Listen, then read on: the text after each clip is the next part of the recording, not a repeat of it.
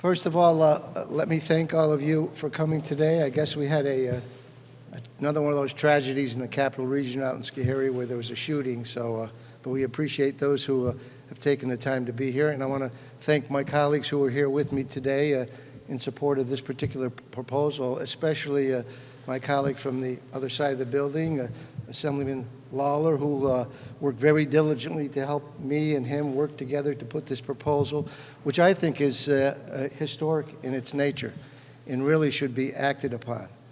And it deals in two areas with probably the most egregious and discriminatory source of revenue we ask for through taxation in the state of New York. It relates to our property tax and our municipal tax and the services related to them, and the fact that what we're doing is looking at the value and the assessment of an individual, a constituent's house, to suggest the wealth they have and the ability they have to pay their fair share of the taxes for one of the most important services we provide for our children, and that's their education and the municipal services for villages, towns, and cities and counties. Why is it discriminatory? Well, this is called two-star. But I could just as well call this proposal Beatrice's Law, because Beatrice Tedisco, my mom, exemplifies why we need to either move completely, and if I could, and I'm pretty sure some of my colleagues, if we could turn to another area to get the revenues to support education for our kids and municipal services, I'm sure we would. But I know that's not going to happen this year or probably in the next couple of years. So I think the best deal we can get right now is enhance in several ways the particular STAR program we put in place to help the beleaguered property taxpayer, and look at two things in relationship to that.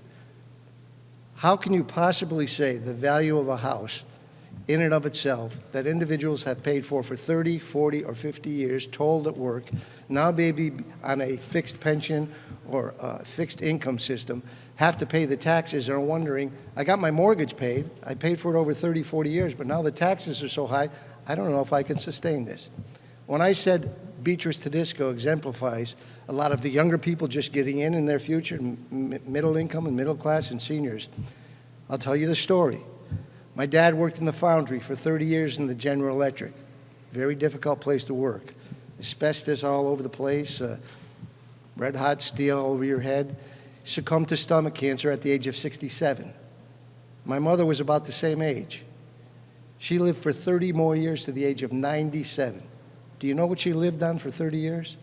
$14,000 of Social Security to pay her property taxes, to pay her groceries, to pay the sales tax and gasoline tax and her health care. She's a microcosm of what we see with a lot of families and a lot of individuals across this state. Of course, she couldn't do it, but my brother, myself, and our family helped her sustain that, maintain it, and stay in her home. But here's the kicker on this thing. She had a house next to another house which was similar in nature, assessed at about the same size. The individuals in those both houses and the family paid the same level of taxes for their houses. That gentleman who lived there was a GE executive who made close to $150,000. Now compare that. $150,000, same house. $14,000, same size house. Who was going to be able to sustain that house and live an appropriate life with all the other bills that had to be paid? It's egregious, it's discriminatory. Now, something has happened recently which suggests this is the time to make a change in several areas, because the other part of this thing is, and my colleagues here today, I probably get the same discussion. I'm out ringing doorbells because myself and my friend here, where is he? He's in the back. You're my friend too. Have a little something going on. But when we go to the houses, I go to a house, someone's 85, wow, 80, 89. Hey, Senator, I had no children in school. Didn't happen to have any children. But I've been paying these property taxes for education for 40 or 50 years. I don't mind doing it. Education's important. And those who have had kids in school say to me, they've been gone for 30 or 40 years. But does it have to be an eternity that you pay taxes in New York State? And two-star relates to the fact that we can tell them, it doesn't have to be an eternity. Because in this particular year, when we started out the year before the pandemic with an unbelievable deficit already, and make no mistake, the pandemic did heighten that deficit. The federal government bailed us out. They not only took care of the deficit we have, they took care of the fact that we had to close down our economy. People had to leave their work. They had that go on unemployment. We were not getting sales tax for these past 2 years in many instances. We were not getting heightened income tax in many instances because people weren't working. We were paying out unemployment. But they covered that with the money that they brought to us here. But beyond that, we've got an unbelievable surplus. Check the comptroller's website. One area, $13.5 billion is to go to homeowners from the federal government. It's on the comptroller's website. This is what two-star relates to. We have the ability to now to do two things with the enhanced STAR program. Here's the first thing this does. It doubles the basic STAR tax credit program for your property tax for schools. And that's important. It also doubles the enhanced STAR exemption and credit for seniors who get that enhanced credit because they're at a certain low level but at a certain age. So we're doubling that for both of them. That's going to help them keep their property, maintain their property.